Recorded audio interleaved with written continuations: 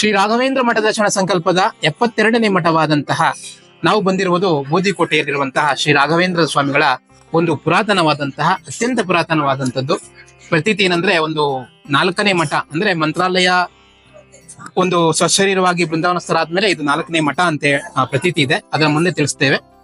ಅದರಲ್ಲಿ ಕೊಯಂಬತ್ತೂರಿನ ಅಂತಹ ನಮ್ಮ ಗುರುಗಳು ಶೇಷಗಿರಿ ಆಚಾರ್ಯರು ಈ ಒಂದು ದಿವಸದ ಯಾಕಂದ್ರೆ ನಾನು ಒಂದು 6 ತಿಂಗಳಿಂದ ಪ್ರಯತ್ನ ಮಾಡಿದೆ ಇಲ್ಲಿ ಬರ್ಲಿಕ್ಕೆ. ರಾಯರು ಪದೇ ಪದೇ ನಾನು ಕೇಳ್ತಾ ಇರ್ತಾರೆ, ನಿನ್ನತಿ ಅಂತ ಏನು ನಡೆಯೋದಿಲ್ಲ, ನಾನು ಕರೆಸಿದಾಗ ಬಾ ಅಂತೇಳಿ. ಅದು ಕೂಡ ಈ ಒಂದು 72ರಲ್ಲಿ ಕೂಡ ಸಾಬೀತಾಗಿದೆ.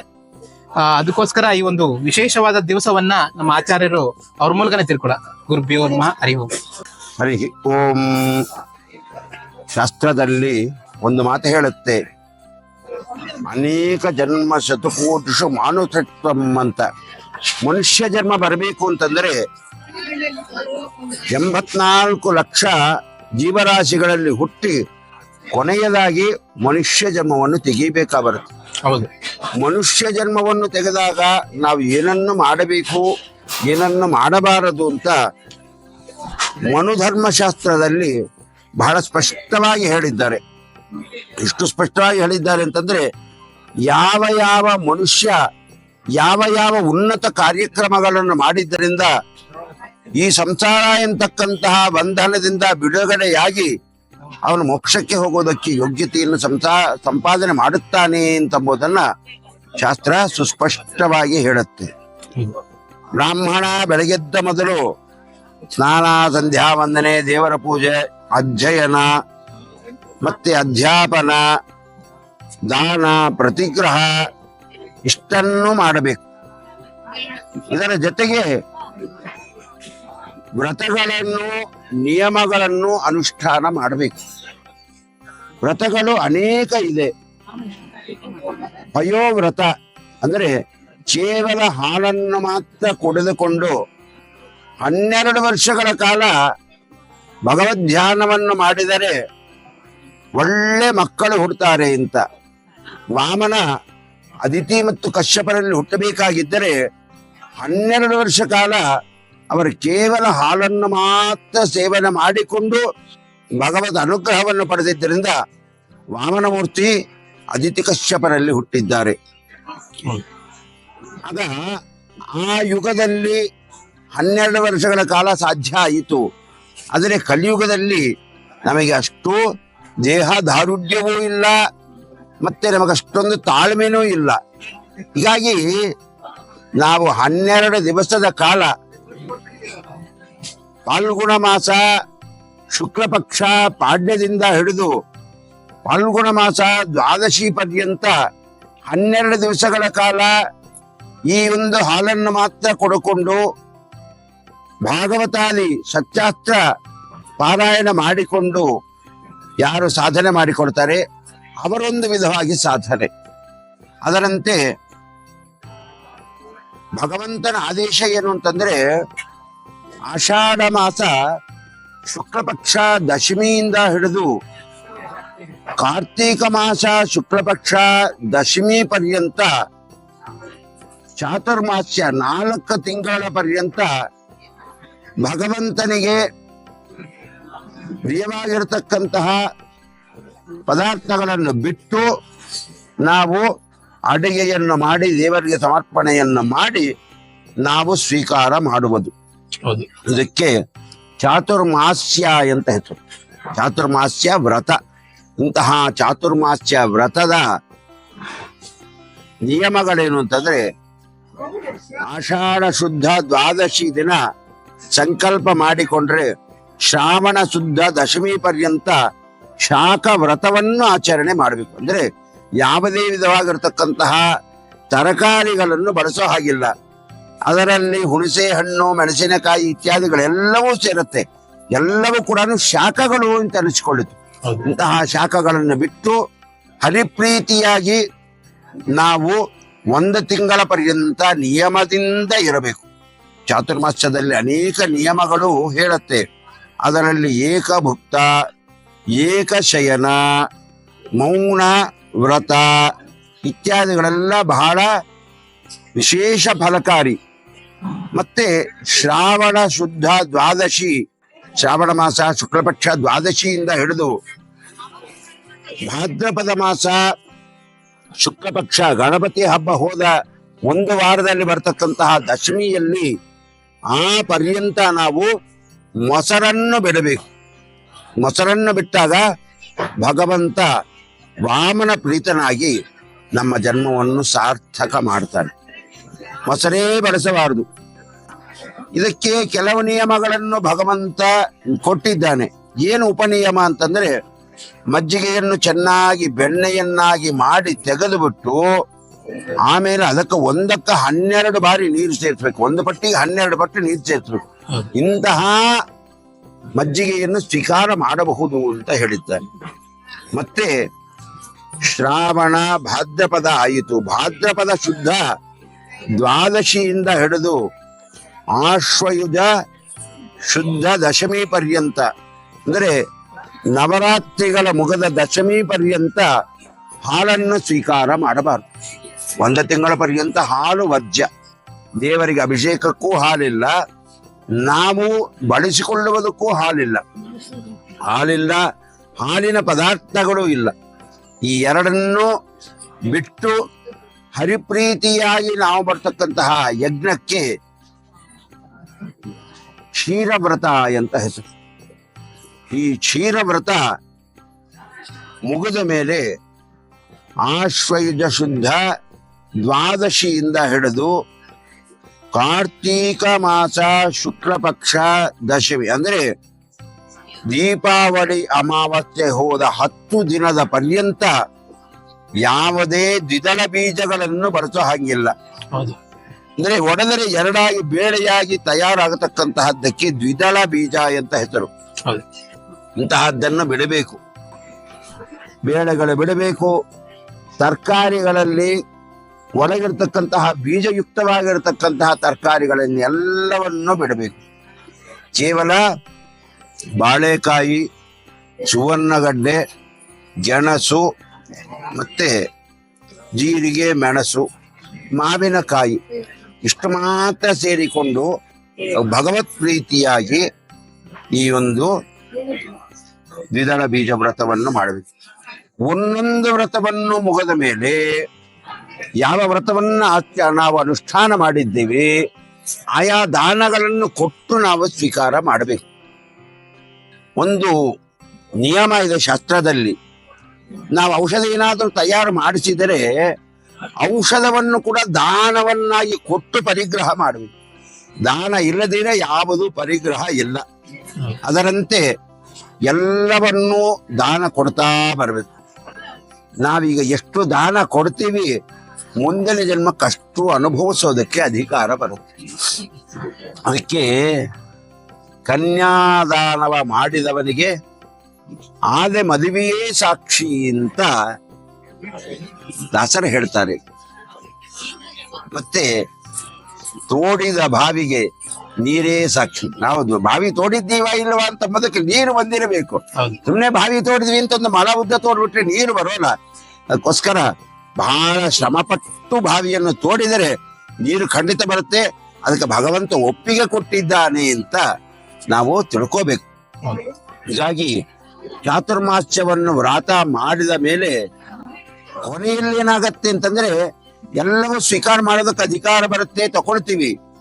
ಆದರೆ ಈ ಮಾಸ ನಿಯಾಮಕ ದಾಮೋದರ, ಕಾರ್ತಿಕ ಮಾಸಕ್ಕೆ ನಿಯಾಮಕ ದಾಮೋದರ, ಅವನ ಪ್ರೀತಿಯಾಗಿ ಈ ಒಂದು ಧಾತ್ರಿ ಹವನ ನಾವೇನು ಮಾಡಿದ್ದೀವಿ ಇವತ್ತಿನ ವಿಶೇಷವಾದಂತಹ ಇದರಲ್ಲಿ ಪೂರ್ಣ ನಾವು ಸಮರ್ಪಣೆ ಮಾಡಿದಾಗ ಇಲ್ಲಿಂದ ನಾವೆಲ್ಲವೂ ಕೂಡ ಭಗವದ್ ಅನುಗ್ರಹದಿಂದ ಈ ಚಾತುರ್ಮಾಸ್ಯ ಕಾಲದಲ್ಲಿ ಅಲ್ಪ ಸ್ವಲ್ಪ ಏನಾದರೂ ನಾವು ದೋಷಗಳು ಮಾಡಿದ್ದರೆ ಈ ದೋಷಗಳು ಪರಿಹಾರ ಆಗತ್ತೆ. ಹಾಗೆ ಅಂತಂಬುದಕ್ಕೋಸ್ಕರ ಧಾತ್ರಿ ಹವನವನ್ನು ಮಾಡಿಸ್ತೀವಿ.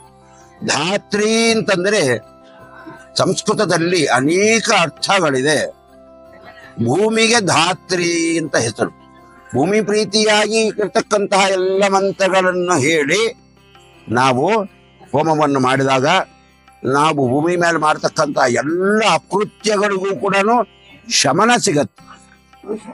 ನಾವು ಭೂಮಿ ಮೇಲೆ ನೋಡಿ ಎಷ್ಟು ಒಂದೇ ಒಂದು ವಿಚಾರ ಹೇಳ್ತೀವಿ. ಚಿಕ್ಕ ಮಕ್ಕಳು 1 ವರ್ಷ 2 ವರ್ಷದವರೆಗೂ ಕೂಡ ತಾಯಿ ಮಡಿಲಲ್ಲಿ ಹೇಸಿಗೆಯನ್ನು ಮಾಡಿದ್ರೆ ಪ್ರೀತಿಯಿಂದ ಎತ್ತು ಹಾಕ್ಬಿಡ್ತಾಳೆ. ಅದೇ ಒಂದು 10 ವರ್ಷ ಆದ್ಮೇಲೆ ಹೇಸಿಗೆ ಮಾಡಿದ್ರೆ ನೀ ಏನೋ ಕೋಕಾಲ ಬಂತು, ನನ್ ಮೇಲೆ ಹೇಸಿಗೆ ಮಾಡಿದ್ದಿ, ಅಲ್ಲಿ ಹೋಗ್ಬಾರ್ದ ಅಂತ. ತಾಯಿನೇ ಈ ಮಾತು ಹೇಳಿದ ಮೇಲೆ ಭೂಮಿ ಮೇಲೆ ನಾವು ಎಷ್ಟು ಹೇಸಿಗೆಗಳನ್ನು ಮಾಡ್ತಾ ಇದ್ದೀವಿ. ಉಗಿತೀವಿ, ಸ್ನಾನ ಮಾಡ್ತೀವಿ, ತುಳಿತೀವಿ, ಎಲ್ಲ ವಿಧವಾಗಿರ್ತಕ್ಕಂತಹ ಪಾಪ ಕೃತ್ಯಗಳನ್ನು ಮಾಡ್ತೀವಿ. ಅಂತಹ ಪಾಪದಿಂದ ನಾವು ಮುಕ್ತರಾಗಬೇಕು ಅಂತಂದ್ರೆ ಈ ಧಾತ್ರಿ ಹವನವನ್ನು ಮಾಡಿ ಎಲ್ಲ ದಿಕ್ಪಾಲಕರಿಗೂ ಕೂಡ ಬಲಿಪ್ರದಾನಗಳನ್ನು ಮಾಡಿ ತದನಂತರ ವನದಲ್ಲಿ ಊಟ ಮಾಡಿದರೆ ಧಾತ್ರಿ ಹವನ ಪೂರ್ಣ. ವನದಲ್ಲಿ ಊಟ ಮಾಡ್ಬೇಕು, ಇದು ವನ. ಈ ವನದಲ್ಲೇ ಊಟ ಮಾಡಬೇಕು.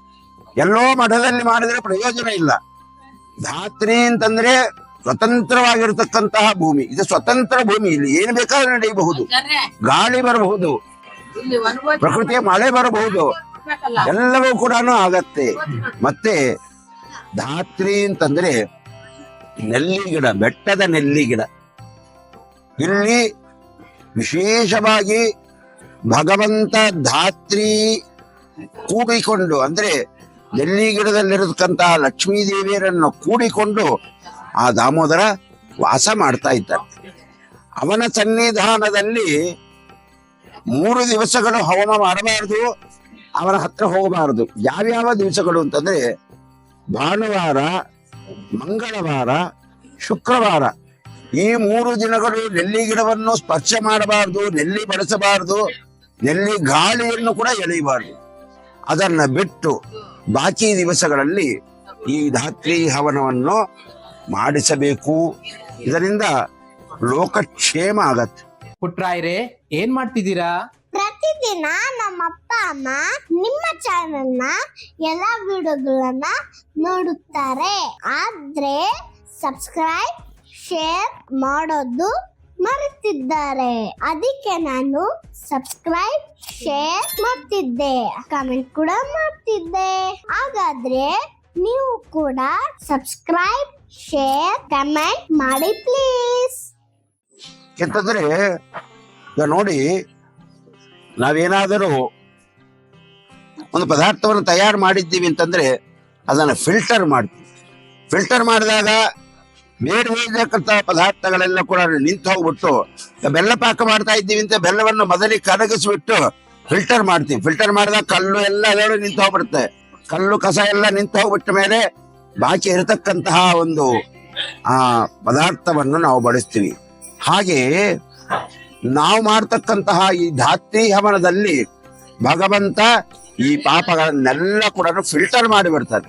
ಫಿಲ್ಟರ್ ಮಾಡಿಬಿಟ್ಟು ಸ್ವಚ್ಛವಾಗಿರತಕ್ಕಂತಹ ಪದಾರ್ಥಗಳನ್ನು ಭಗವಂತ ನಮಗೆ ಉಣಿಸ್ತಾನೆ.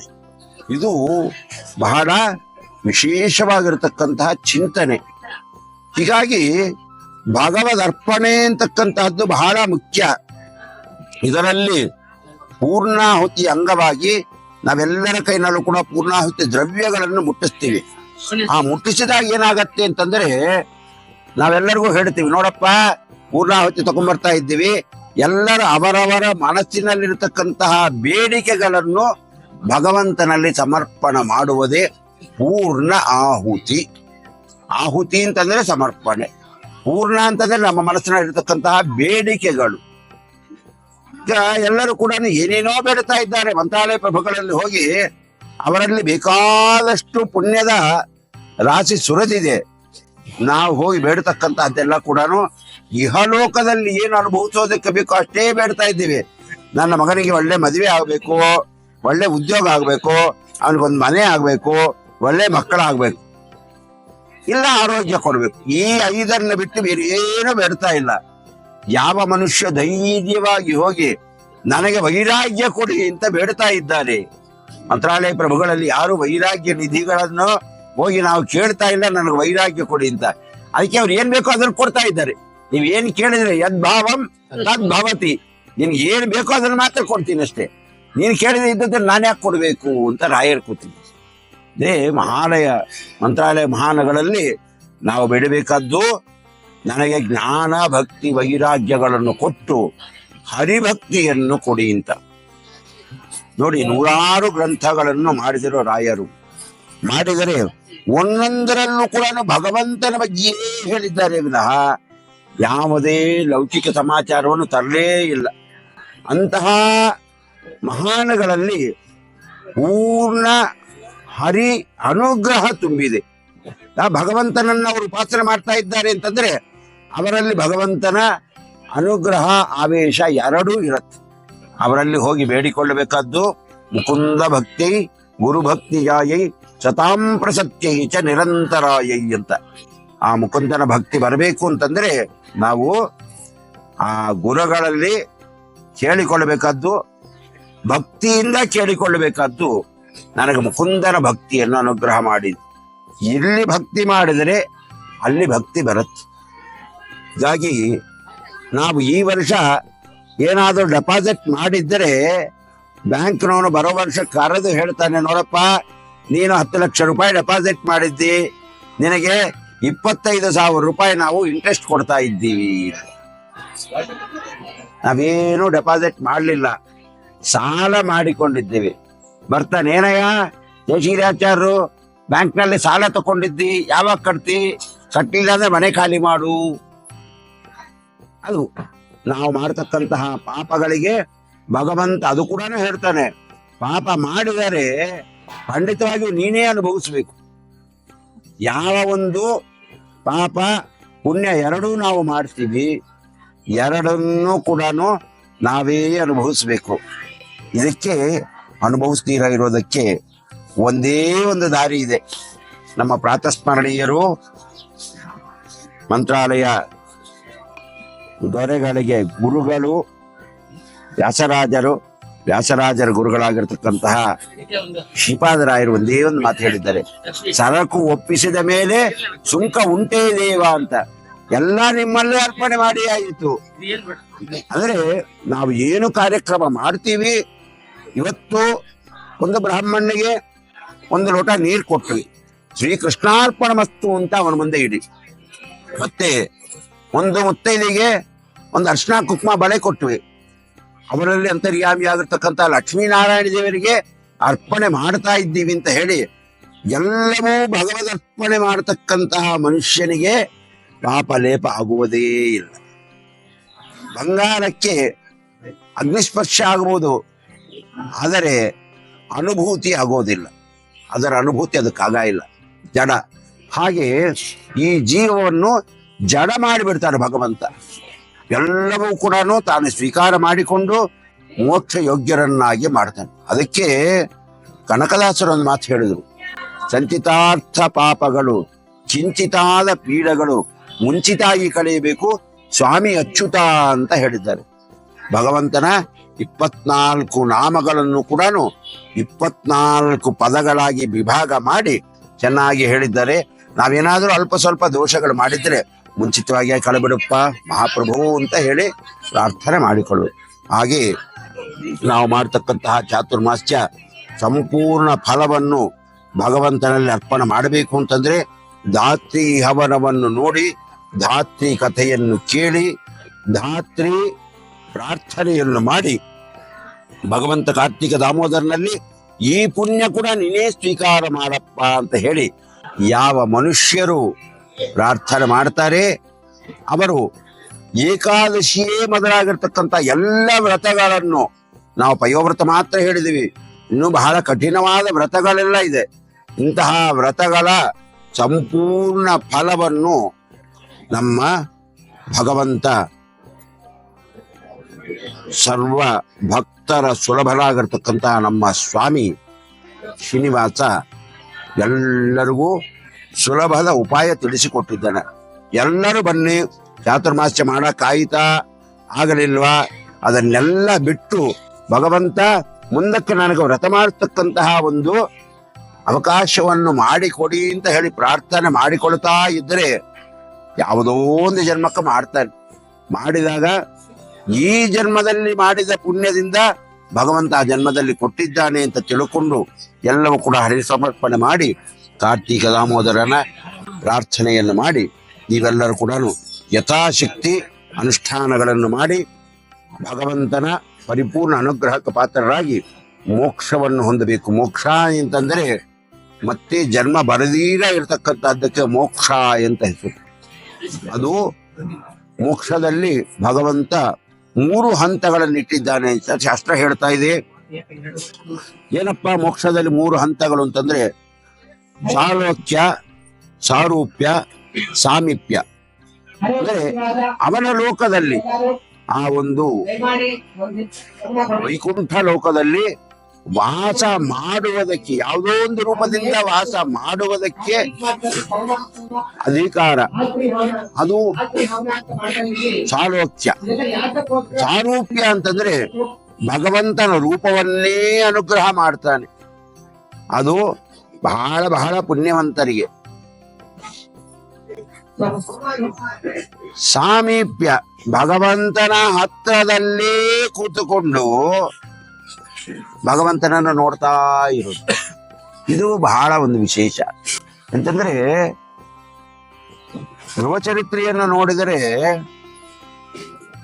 ಧ್ರುವನ ತಂದೆ ತೊಡೆ ಮೇಲೆ ಹೋಗಿ ಕುತ್ಕೋಬೇಕು ಅಂತ ಧ್ರುವರಾಯ ಹೋದಾಗ ಮಲತಾಯಿಯಾಗಿರ್ತಕ್ಕಂತ ಸುರುಚಿ ಹೇಳ್ತಾಳೆ, ಸುರುಚಿ ಅಂತಕ್ಕಂಥವಳು ಮಲತಾಯಿ, ನಿನಗೇನು ಯೋಗ್ಯತೆ ಇದೆ, ನೀನಷ್ಟೆಲ್ಲ ತಪಸ್ಸು ಮಾಡಿಲ್ಲ, ನಿಮ್ಮ ಅಮ್ಮ 2ನೇ ಹೆಂಡತಿ, ಆದ ಕಾರಣ ನಿನಗೆ ಅವಕಾಶ ಇಲ್ಲ, ಹೋಗು ಅಂತ ಕೊಟ್ಕೊಳ್ತೀನಿ. ಆಗ ಧ್ರುವ ಅಡತಾ ಅಮ್ಮನ ಕೇಳ್ತಾನೆ, ಸುನೀತಿ, ಅಮ್ಮನ ಹೆಸರು ಸುನೀತಿ ಹೇಳ್ತಾಳೆ. ನೋಡಿ, ಹೆಸರೇ ಸುನೀತಿ, ಒಳ್ಳೆ ನೀತಿವಂತಳವಳು. ಅವಳು ಹೇಳ್ತಾ ಇದ್ದಾಳೆ, ನೋಡಪ್ಪ, ವಿಚಾರ ಮಾಡಬೇಡ, ಭಗವಂತನ ಸ್ಮರಣೆಯನ್ನು ಮಾಡಿದರೆ ಎಲ್ಲವೂ ಅನುಕೂಲ ಆಗತ್ತೆ ಅಂತ ನೀತಿಯನ್ನು ಹೇಳಿ ತಪಸ್ಸು ಮಾಡು ಅಂತ ಕೊಟ್ಟು ಕಳಿಸಿದ್ರು. ಆಗ ಎಷ್ಟು ಧ್ರುವರಾಯನಿಗೆ ವಯಸ್ಸು 5 ವರ್ಷ. ಅಪ್ಪನ ತೊಡೆ ಮೇಲೆ ಕುತ್ಕೋಬೇಕು ಅಂತ ಆಸೆ ಪಟ್ಟಾಗ ಅವನಿಗೆ 5 ವರ್ಷ.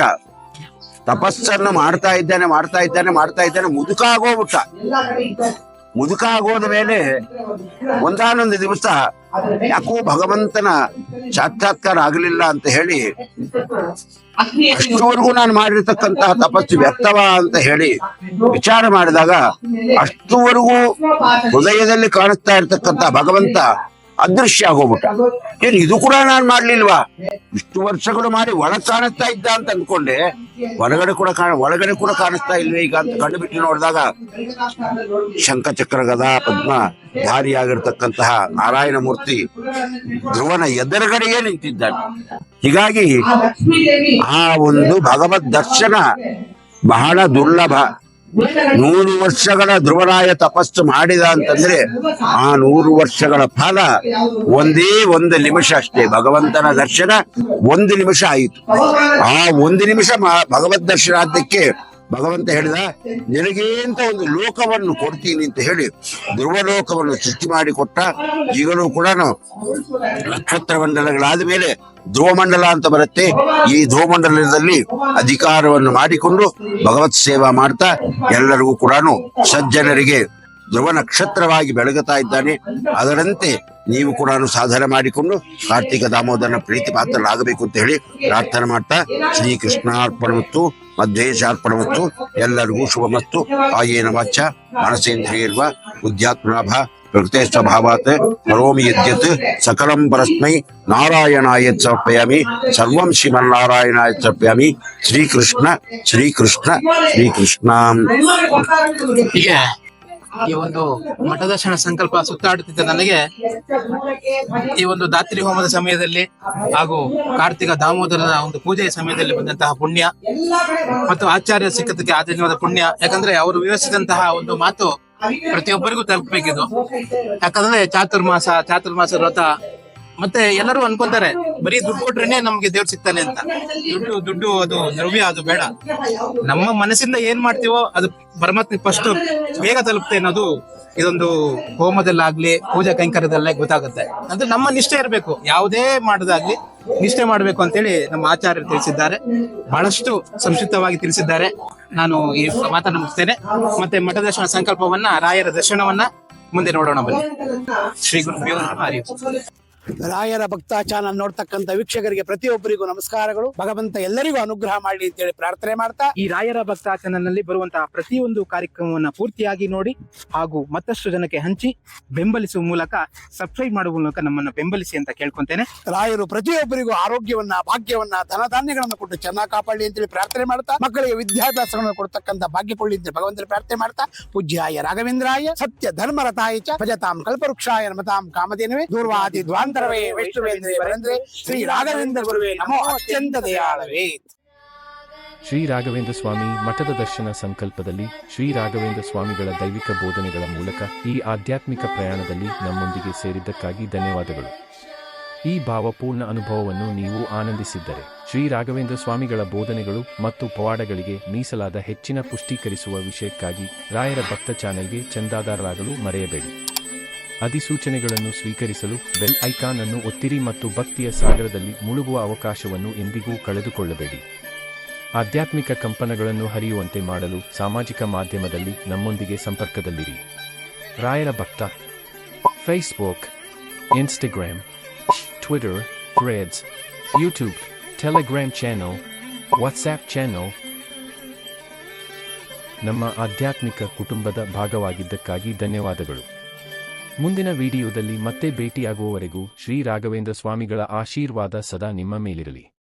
ಓಂ ಶ್ರೀ ರಾಘವೇಂದ್ರಾಯ ನಮಃ. सत्यधन्मरताय च भजतां कल्पवृक्षाय